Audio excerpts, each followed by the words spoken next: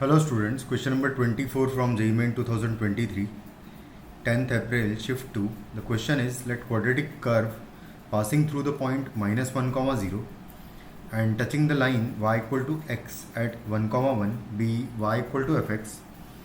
Then मतलब fx का कोई फंक्शन है क्वाड्रेटिक फंक्शन, तो बेसिकली इसको हम अज्यूम करेंगे कि ये है y is equal to ax square plus b x plus c. Then the x intercept of the normal to the curve निकालना at the point alpha comma alpha plus 1. तो सबसे पहले तो क्वाड्रेटिक कर्व निकालते हैं. तो ये पॉइंट जो है इस कर्व पर लाई कर रहा है, तो इसकी इक्वेशन को सेटिस्फाई करेगा. तो कर देते हैं. तो सबसे पहली इक्वेशन हमें यहाँ से मिलेगी, x की वैल्यू -1 एंड y की वैल्यू 0 पुट करके. तो यहाँ आ जाएगा a माइनस बी प्लस सी का वैल्यू 0 हो जाएगा. ये हो जाएगी फर्स्ट इक्वेशन. सेकंड इक्वेशन के लिए उसने कहा है कि 1, 1 पॉइंट पर इस लाइन को वो टच कर रहा है, यानी कि 1, 1 सबसे पहली बात तो लाइन की इक्वेशन को सेटिस्फाई करेगा, यानी कि a plus B plus C equal to 1 हो जाएगा. दूसरी बात ये सेकंड इक्वेशन होगी. और दूसरी बात ये कि अगर इस लाइन को टच कर रहा है जिसका स्लोप 1 है, और अगर इसका स्लोप 1 है तो इसका मतलब कि उस पॉइंट पर टेंजेंट का स्लोप भी क्वाड्रेटिक कर्व में कितना आएगा, 1 आएगा. यानी कि आप इसको डिफ्रेंशिएट करो तो dy बाई डी एक्स मिलेगा हमें 2ax एंड आएगा प्लस b. तो इसका वैल्यू जब आप इसमें x की वैल्यू 1 पुट करोगे तो आपको 1 मिलना चाहिए, क्योंकि स्लोप जो है 1 है. dy by d x slope ही तो होगा. तो dy by d x at point 1, 1 जो है वो आएगा 2a प्लस b, जिसकी की वैल्यू इक्वल टू क्या होगी, 1 होगी. अब आप क्या करो, एक 2 ए और बी में ये इक्वेशन है, एक ए और बी में इक्वेशन. आप 1 को 2 में से माइनस करोगे अगर, तो 1 को 2 में से जब माइनस करेंगे तो बेसिकली b का वैल्यू मुझे डायरेक्टली मिल जाएगा वैसे तो. यहाँ से b इज इक्वल टू आ जाएगा minus 2b is equal to आएगा -1, यानी कि b इज इक्वल टू 1/2 हो जाएगा. b अगर 1/2 आ गया तो 2a is equal to 1 minus 1/2, यानी कि 1/2 हो गया, यानी कि a का वैल्यू 1/4 हो जाएगा.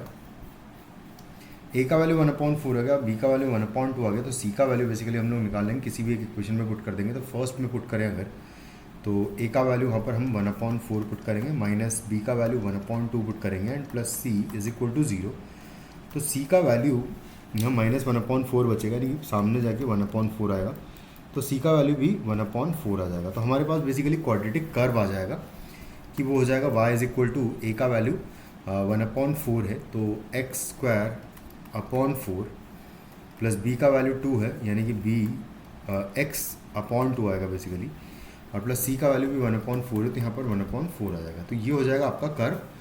अब उसने कहा है कि एक ऐसा पॉइंट है, इस पहले तो इस पूरी इक्वेशन को हम लोग क्या करते हैं कि 4 से मल्टीप्लाई कर देते हैं. तो 4y इज इक्वल टू हो जाएगा ये x square plus 2x and plus 1 हो जाएगा. अब एक ऐसा पॉइंट है जो कि है अल्फ़ा कॉमा अल्फ़ा प्लस 1, तो इसको सेटिस्फाई करा देते हैं इस पूरी इक्वेशन में. तो यहाँ से आ जाएगा 4 times alpha plus 1 is equal to, alpha की वैल्यू निकालने के लिए यहाँ आ जाएगा अल्फ़ा स्क्वायर प्लस यहाँ आएगा 2 अल्फ़ा और आएगा प्लस 1. तो इसको सॉल्व कर लेते हैं. अल्फ़ा स्क्वायर और 4 अल्फ़ा इधर आएगा तो -2 अल्फ़ा हो जाएगा ये, और उसके बाद फिर प्लस 4 इधर होगा, तो इधर आके ये -4 हो जाएगा, यानी कि -3 बचेगा बेसिकली, इक्वल टू 0. इसको फैक्टराइज करेंगे तो 2 फैक्टर्स आएंगे इसके, एक आएगा अल्फ़ा -3 और दूसरा आएगा अल्फ़ा प्लस 1 इक्वल टू 0. तो अल्फ़ा की 2 वैल्यूज आ रही है, एक तो 3 और एक -1 आ रहा है. लेकिन उसने अल्फ़ा का वैल्यू अगर हम मान लो नेगेटिव ले लेंगे तो ये फर्स्ट क्वाड्रेंट का पॉइंट नहीं रहेगा. उसने बोला है कि x intercept of the curve in the first quadrant ये पॉइंट है. तो इसका मतलब अल्फ़ा का वैल्यू सीधी सी बात हो गया कि भाई 3 ले लेंगे. अगर अल्फ़ा 3 है तो अल्फ़ा प्लस 1 4 हो जाएगा, यानी कि वो पॉइंट हो जाएगा 3,4, जिस पर हम कर्व की इक्वेशन लिखने वाले, सॉरी नॉर्मल की इक्वेशन लिखने वाले. तो dy बाई डी एक्स जो कि होगा 2ax प्लस b, ये होता है स्लोप ऑफ टेंजेंट. तो स्लोप ऑफ टेंजेंट